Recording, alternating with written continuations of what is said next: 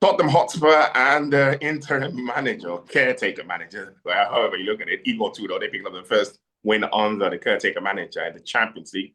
Not a very consequential win. They did go out of the Champions League, but they put up a spirited performance against Atletico Madrid to pick up the first win under Igor Tudor. But this is a different game. They take on Nottingham Forest. So both teams can forget about Europe now and concentrate on domestic affairs. At the start of the season, if you were told that Tottenham against Nottingham Forest with 8 games to go in the season would be a relegation 6-pointer, would you believe that?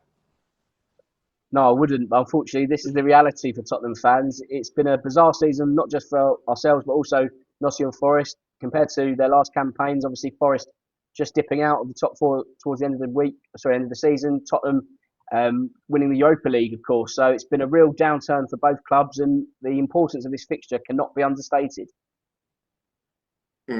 Let's look at how Spurs.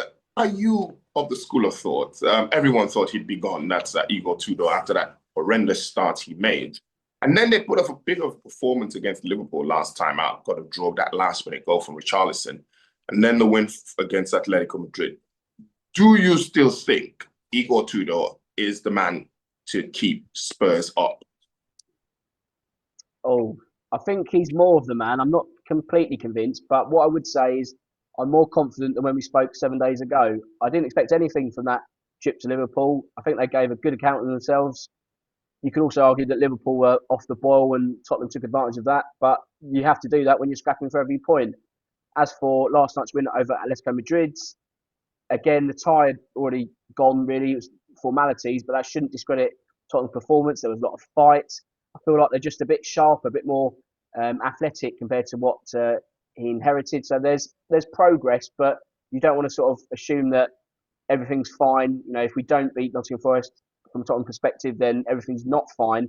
So I guess we just have to ride out this storm, really. Had he not won at Liverpool, I don't think he'd be in charge for the Atletico Madrid game, certainly not for the weekend. So we are where we are because of what's happened in the past 7 days. But at least there's a bit of a puffing out of chest now in the last couple of days because of results. It feels ever so slightly that Tottenham have turned a corner, but they can't afford to stand still or go backwards. They've got to keep this momentum going with a win over Forest. All right, let's talk about the setup. He's flirted with 3 at the back, and then he went 4 at the back against Liverpool. I didn't really understand what the system was against Atletico Madrid. But if they're to stay up, and in a game as important as the one against Forest, how do you think he'll approach this one? Well, a lot it will depend on who's fit, because really it's been a case of if you're available and a senior player, you're getting a game. And because of that, formations are having to be shaped around whatever 10 outfield players are available. So we're sort of seeing a few square pegs in round holes, not quite seeing what you'd expect how a Tottenham team would set up. So it'd be interesting to see what is Igor Tudor's preferred lineup in terms of availability. I'd say probably a back 4 makes more sense. You get more out of Pedro Porro at right back than you do as a right-sided out of the 3. So I'd hope he'd go for a back 4. But you need the players like Xavi Simons to be living up to their £60 million transfer fee. You know, these are the kind of games where, although they weren't bought in for relegation 6-pointers, they still are meant to be very good players. So this is where you've got to extract that value. You need someone of Solanke or Richarlison to be sharp in attack. Matthias Tell, again, no one really needs to live up to his price tag.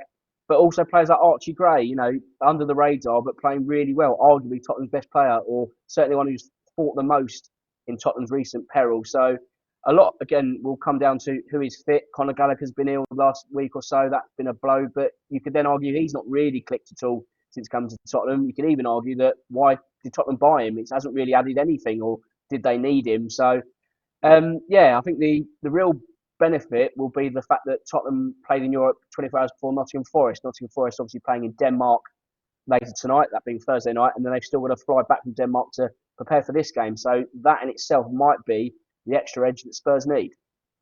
All right, in terms of Forest, when they hired the new manager, they seemed to have a bit of a bounce. Went to Europe and won away at Fenerbahce, difficult route to go.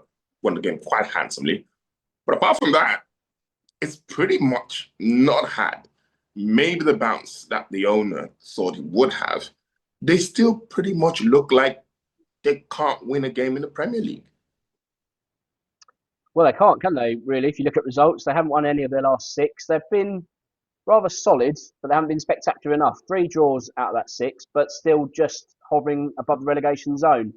Yes, you're right in the sense that another new manager, you'd expect new manager bounce, but maybe because they've had so many new managers that kind of has lost its luster. That you're just changing the figurehead at the top, and if you're coming in with new ideas, it's kind of like, well, how long is this man going to be in charge? So maybe you're not buying into it. So it's kind of almost a poison chalice if you take the Nottingham Forest job at the moment.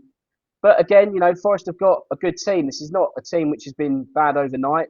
Obviously, they slipped down the Premier League compared to last season, but you look at the likes of Morgan Gibbs-White, Elliot Anderson, Barillo at the back. There's a good spine there that on their day can really cause problems. And of course, they caused Tottenham problems when they met in the reverse fixture. They won 3-0 at the City Ground. So a lot's changed in terms of managers for both sides. So you can't really use that result as an indicator of what will happen at the weekends. But with both teams being out of form, you also wonder, will they cancel each other out because of nerves? Will nerves get to both sides where they play not to win rather than not to lose rather than to win? This is probably a silly question, but when you go into games like this, who cannot afford to lose this game? Which one of these teams cannot afford to get beat? Only because of where the positions on the table are right now, I'd say Nottingham Forest. The fact they've got a lesser goal difference than Tottenham and are a point behind, you could just about argue that Tottenham could get away with a draw. I think if Tottenham lost but hadn't got a point at Liverpool, you'd been then looking at seven successive league defeats, and I think the morale would be completely bust then. I think that would be literally the nosedive to relegation. So I think just the fact that Tottenham have got a little bit of impetus and that tiny bit of margin of error compared to Forest, it just allows them the extra cushion. Whereas I think Forest, for them, it is a must-win game, especially when you look at the extra factor of how West Ham have been playing as of late, and they keep picking up points. All right, so let's put our betting caps on for this one. Spurs against Forest. Well, I shouldn't do this. I'm a Tottenham fan. I'm going to hate myself because I feel like I'm going to get lured into the trap, but I'm going to back Tottenham to win. I think even if you take my bias aside, I think if you take that out of the equation, I just like the price of where they're at. They're above evens for a home win, and they have beaten Atletico Madrid and also drawn with Liverpool in the past week. So I just feel the confidence is there, match the price. I don't think it's going to be a pretty win.